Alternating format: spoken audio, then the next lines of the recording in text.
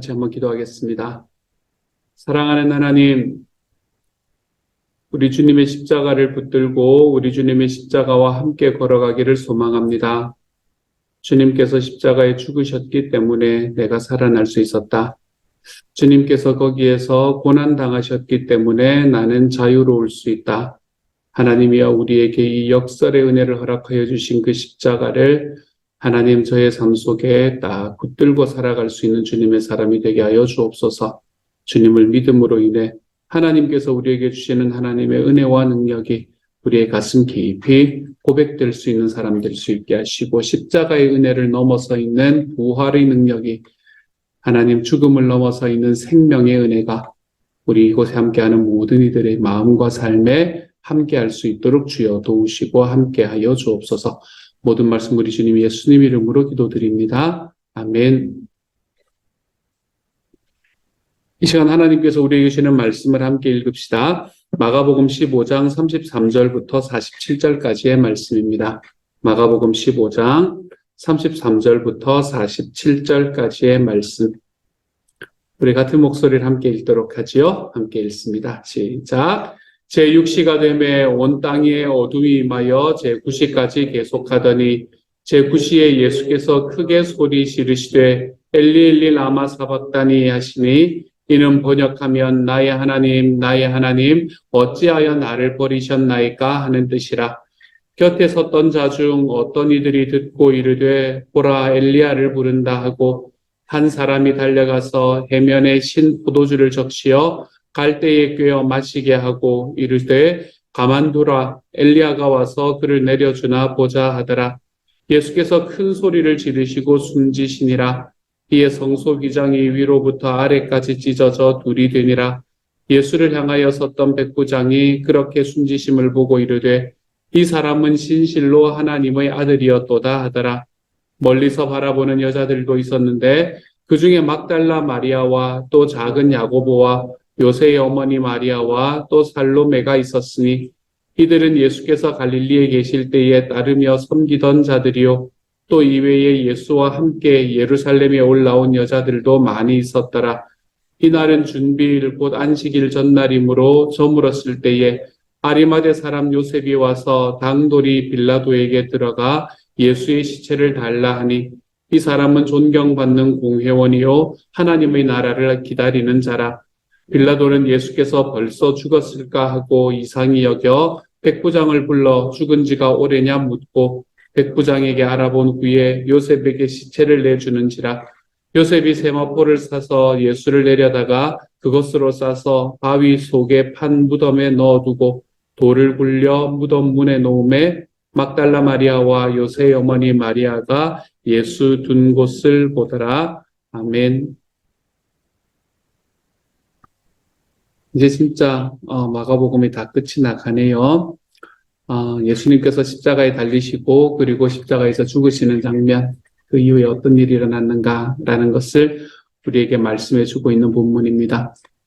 세상에서 가장 아픈 것이 무엇일까 하고 생각해 보면, 세상에서 가장 아픈 것과 아픈 힘든 일 중에 하나는 아마 아픈 자녀, 힘들어하고 있는 자녀를 보는 일이 아닐까라고 생각이 듭니다.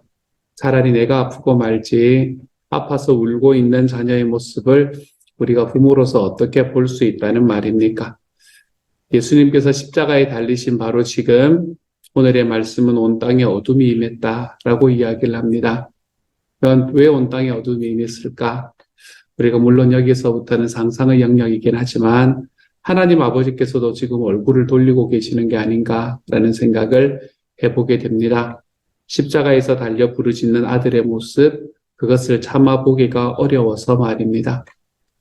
예수님께서는 세상의 빛으로 오셨는데 그 빛이 빛을 잃어버리고 맙니다.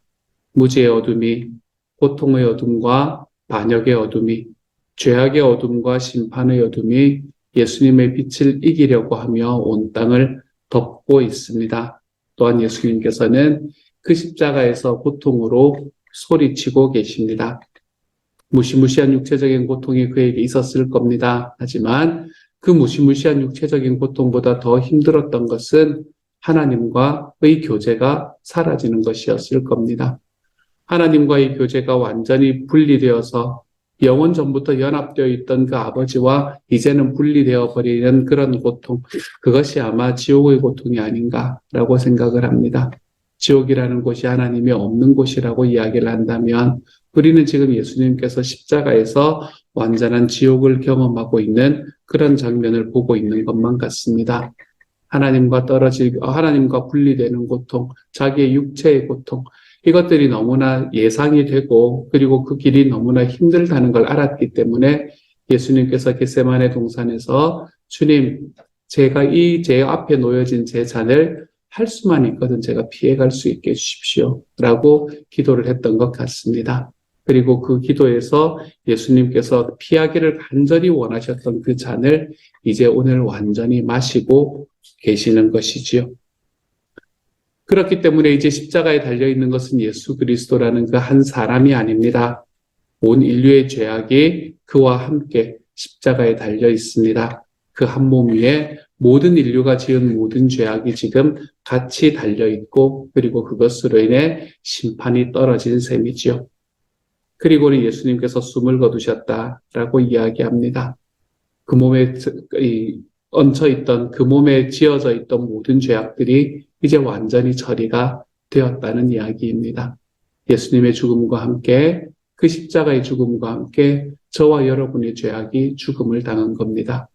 좀 더 선명하게 이야기하면 예수님의 십자가의 죽음과 함께 저와 여러분이 거기서 같이 죽게 된 것이지요. 그래서 하나님의 공의로우신 심판이 완전히 이루어졌습니다. 모든 인류가 가지고 있는 모든 죄악들을 이제는 심판하시려는 하나님의 심판이 그 예수 그리스도의 몸 위에서 그와 함께 십자가에 달린 저와 여러분의 모습 속에서 이미 완전히 이루어졌습니다. 이제는 우리가 예수님을 나의 주님이고 나의 구세주로 고백하고 그리고 그것을 믿음으로 받아들이는 모든 자들에게 이 예수 그리스도와 합하여서 십자가의 죽음을 감당한 것으로 하나님의 심판을 이미 받은 것으로 인정해 주시는 하나님의 인정과 하나님의 사랑, 용서가 남아 있습니다. 그렇기 때문에 예수님이 십자가에 죽었기 때문에 의인이신 예수님께서 십자가에 죽었기 때문에 더 이상 우리에게는 정죄함이 없습니다. 하나님께서는 우리를 죄인이면서 동시에 의인이라고 보아주시겠다라고 이야기해 주십니다. 무엇 때문에요? 예수 그리스도의 죽음 때문에 말입니다. 이 죽음으로 인해서 이제는 우리 하나님 앞에 죄인이자 의인의 모습으로 나의 예수님의 죽으심과 함께 내가 그 십자가에서 함께 죽는 경험을 한 저와 여러분의 삶에 하나님께서 은혜를 베풀어 주셨음을 기억하며 오늘 하루 우리 주님 앞에 이 은혜로 감사하며 살아가 볼 수 있는 하나님의 사람들이 되어 가시기를 소망합니다. 이렇게 예수님께서 십자가에 죽고 나신 이후에 이제는 한 가지의 사건이 일어났다라고 오늘의 말씀에서는 이야기를 하는데 그 한 가지의 사건이 바로 성전의 휘장이 찢어진 사건이다라고 오늘의 말씀은 이야기를 합니다. 성전이라는 곳은 당시에 어떻게 되어 있었었나 하면 거룩하신 하나님이 임재하시는 공간이다라는 의미로 이제 성전이라고 불렀는데 그 성전이라는 곳은 성소와 지성소로 나누어져 있었습니다. 이 성소, 그때 당시에 그냥 성전이라고 불렀겠죠. 그 성전까지는 제사장들이 들어갈 수 있었지만 이 지성소에는 하나님의 법궤를 모셔둔 곳이었습니다. 그래서 이곳에는 아무도 들어갈 수 없었고 1년에 딱 한 번 속주일에 대제사장만 혼자 들어갈 수 있었었지요. 오늘의 말씀에 나오는 휘장, 이것은 이 성소와 지성소, 성전과 지성소를 구분하는 그 휘장을 이야기를 합니다. 성경에 나오는 이야기는 아니지만 당시 유대 전승에 따르면 이 성소의 휘장은 황소 6마리가 끌어도 찢어지지 않는 그런 휘장이다라고 이야기를 합니다. 그만큼 튼튼했다는 이야기이죠. 그렇게 튼튼했던 휘장이 예수님이 돌아가시는 순간에 찢어졌습니다. 이 성소와 지성소를 나누는 휘장이 찢어졌다라는 것은 무엇을 이야기하냐 하면 이제는 우리가 하나님 앞에 나아가는 방법이 많이 달라졌다라는 걸 이야기를 하는 것입니다. 오직 예수 그리스도의 피를 힘입어서 이제는 하나님 앞에 우리는 누구나 나아갈 수 있는 자격을 얻었습니다. 이전에는 대제사장이 1년에 한 번만 들어갈 수 있었지만 이제는 누구든지 하나님 앞에 나아가서 기도할 수 있게 되었습니다. 예수 그리스도의 피를 힘입어서요. 오직 예수 그리스도의 피를 힘입어서 이제는 언제든지 우리 주님 앞에 나아갈 수 있다라는 것을 의미합니다. 예전에는 1년에 단 한 번 속죄일에만 들어갈 수 있었지만 이제는 언제나 우리가 하나님 앞에 나아가 예배할 수 있게 되었습니다. 그래서 오늘 이 아침에도 우리가 하나님 앞에 기도하고 예배하는 자리로 나올 수 있었지 않습니까? 이제는 그냥 나아갈 수 있습니다. 예전에는 대제사장이 지성소에 들어가기 위해서 참 많은 절차를 거쳐야만 되었었거든요. 여러 가지 복잡한 절차를 겪어야만 했지만 이제는 단순히 하나님 앞에 나아가 그냥 우리 주님 앞에 나아가서 무릎 꿇을 수 있게 됩니다. 왜요? 오직 예수 그리스도의 피를 힘입어서 말입니다. 이제는 우리가 예수 그리스도의 피를 힘입어서 직접 나아갈 수 있습니다. 이전에는 이스라엘 백성들의 죄를 대신해서 대제사장이 홀로 들어가서 제사를 드렸지만 이제는 각각 자기의 죄를 들고 자기의 삶을 들고 하나님 앞에 나아가 회개할 수 있게 되었습니다. 우리 주님의 십자가 때문에 말입니다. 이제는 담대하게 나아갈 수 있습니다. 예전에는 심판하시는 공의로우신 주님 앞에 두려움으로 나아가야 했습니다. 왜냐하면 나의 죄가 용서받지 못한 상황이었기 때문이었겠지요. 이제는 사랑하시는 아버지, 이제는 우리의 삶에 있는 죄악들을 우리 주님이신 예수 그리스도로 인해 완전히 해결해 주시고, 그리고 이제는 우리를 깊이 사랑해 주시는 내 아버지 앞에 우리는 당당하게 나아갈 수 있게 됩니다. 왜요? 십자가에 달리신 우리 주님 예수 그리스도의 피를 힘입어서 말입니다. 성소의 휘장이 찢어졌다라는 것은 이런 일들이 우리에게 일어났다라는 걸 의미합니다. 이 모든 것이 우리의 능력이나 행위로 일어난 것이 아닙니다. 성소의 휘장은 위에서부터 찢어졌거든요. 이 우리의 능력이나 힘이 아니라 그리스도의 순종과 죽음으로 이루어졌다라는 것을 이야기합니다. 하나님께서 하셨다라는 이것이 너무나 분명히 보여지게 하기 위해서 아마 성소의 휘장이 위에서부터 아래로 찢어지게 되었나 봅니다. 그래서 우리는 우리 주님 앞에 이렇게 고백하며 나아가면 그 이후에는 모두가 주님께서 하신다는 것을 압니다. 오늘 백부장의 고백처럼 예수 그리스도는 진실로 하나님의 아들이십니다. 라는 이 고백을 하게 되면 그 모든 것은, 이외의 모든 것은 우리 주님께서 이미 행하셨고 우리 주님께서 이미 하고 계신다는 것을 우리의 삶에서 경험할 수 있게 될 겁니다. 성소의 휘장이 찢어졌습니다. 그래서 우리는 주님께 이제는 마음껏 나아갈 수 있게 됩니다. 사랑하는 여러분, 그 하나님 앞에 나아가는 것이 우리의 삶에 큰 기쁨이 될 수 있기를 우리 주님의 이름으로 축복합니다. 우리의 삶에 주님 앞에 나아가는 것이 더 이상은 혹시라도 우리의 삶에 짐으로 다가오는 것이 아니라 우리 주님 앞에 나아가는 것이 언제나 나아갈 수 있다는 것이 우리에게 큰 기쁨이 될 수 있는 하나님의 사람들이 되어 가시기를 우리 주님의 이름으로 축복합니다. 마지막으로 한 사람이 등장을 합니다. 오늘의 말씀에서 중요한 한 사람의 이름이 등장을 하는데 그 사람이 바로 아리마대 사람 요셉이라는 사람입니다. 이 아리마대 사람 요셉이라는 사람이 어떤 사람인지에 대해서는 복음서에서는 별다른 이야기를 하고 있지를 않습니다. 4개의 복음서에서 다 나타나는 사람인데 이 복음서를 좀 종합을 해보면 이런 사람이었던 것 같습니다. 그는 선하고 의로운 사람이었고 그는 부자였고 공의회의 회원이었지만 예수님을 죽이려고 했던 그 결의에는 가담하지 않았고 하나님의 나라를 기다리는 사람이고 예수의 제자였지만 두려워서 숨기고 있었던 사람이었습니다. 예수님의 생애 중에는 나타나지 않다가 이렇게 예수님께서 십자가에 돌아가신 후에 나타나서 예수님을 장사 지내는 역할을 했던 사람이지요. 정작 예수님의 제자라고 이야기하던 사람들은 모두 다 도망해버린 바로 그 상황에서 말입니다. 이 사람을 가만히 바라보면 이 아리마대 요셉이라는 사람은 원래 용감한 사람은 아니었던 것 같습니다. 하지만 예수님께서 돌아가신 지금 자기 신앙이 어떤지를 공개적으로 드러냅니다. 오늘 본문에서도 요셉이 당돌히 빌라도에게 갔다라고 기록을 합니다. 우리가 좀 더 쉬운 다른 성경을 보면 용기를 내어서 갔다라고 이야기합니다. 원어의 느낌을 조금 더 살린 그런 번역인 것 같습니다. 평소에는 용기가 잘 없었던 사람인데 예수님이 십자가에 죽고 난 이후에 그는 용기를 내어서 빌라도에게 가는 거지요. 왜 이 사람이 이렇게 변했을까? 무엇이 이 아리마대 요셉을 변화시켰는가?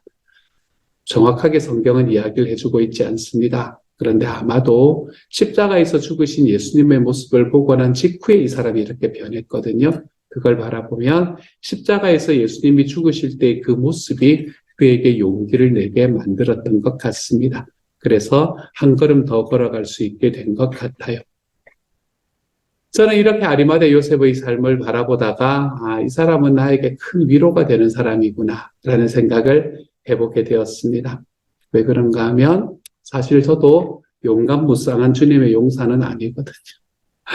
제가 용감하게 막 어디 가서 주님 죽음을 옛날에는 고문당하면 바로 배신해야지 막 이러는 생각을 할 만큼 저는 절대 용감하지 않거든요. 용감한 주님의 용사 이런 사람이 아니기 때문에 이 아리마대 요셉은 저에게 큰 위로가 되었습니다. 우리가 세상을 살아가면서 우리의 가정에서 우리의 직장에서 어쩌면 우리의 교회에서조차도 스스로를 그리스도인이라고 높이면서 높이면서 드러내지 못하는 경우가 참 많습니다.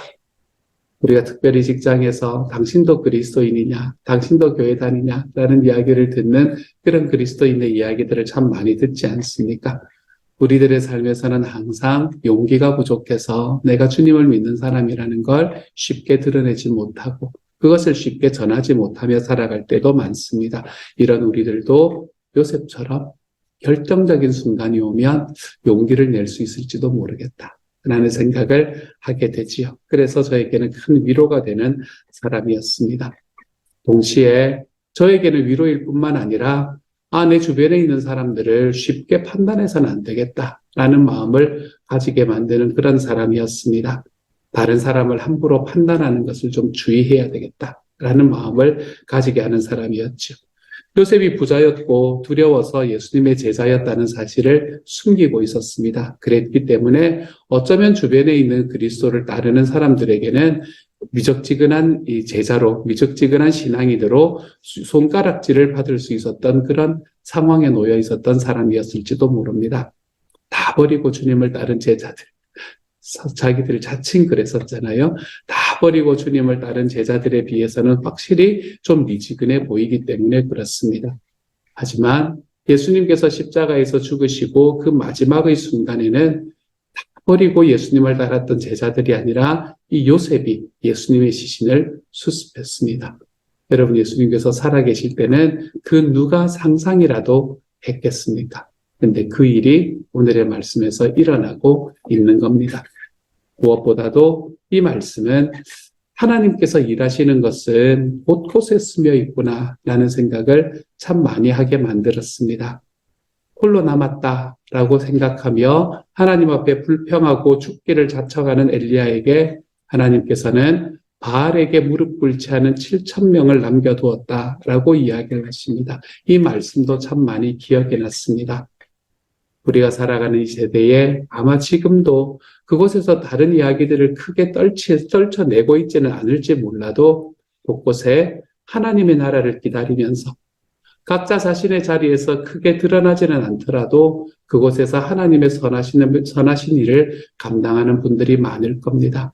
이 땅에서 나도 아리마대 요셉과 같은 모습일 수 있지만 이 땅에 아리마대 요셉처럼 살아가는 사람들도 또한 많이 있을 겁니다. 그리고 그 모든 사람들이 언젠가 우리 주님 앞에 서는 날에 우리 모두가 함께 만나서 주님을 예배하겠지요. 여러분, 이 예배가 얼마나 감동적일까? 야, 당신도 요셉 같은 사람이었냐? 라고 이야기하며 우리가 함께 만나서 함께 예배할 그 예배는 얼마나 감동적인 예배일까? 저는 그날의 예배가 참 많이 기다려집니다. 그래서 아리마대 사람 요셉은 저에게 위로가 되는 사람이기도 하죠. 또한 내 주변에 있는 사람들을 쉽게 판단하지 마라. 그 사람이 요셉일 줄 누가 아느냐? 라는 그 말씀으로 저에게 또한 다가오는 사람이기도 합니다. 사랑하는 여러분, 쉽게 포기하지 마십시다. 우리의 삶에서 쉽게 낙담하지 마십시다. 요셉을 통해 하나님의 말씀을 통해 위로받으시며 걸어가십시다.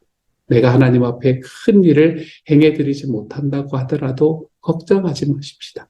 하나님께서 우리에게 가장 필요한 때에 가장 필요한 일을 맡겨주실 것이라는 믿음을 가지고 걸어가십시다.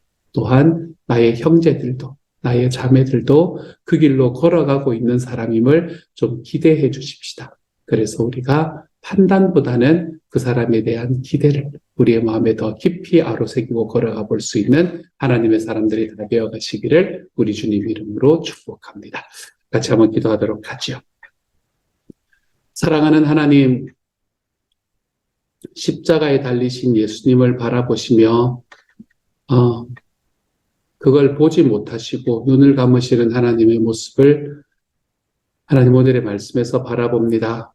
그렇게 아픔을 경험하시면서도 우리를 사랑해 주신 하나님이 바로 나의 아버지이심을 다시 한번 감사드립니다.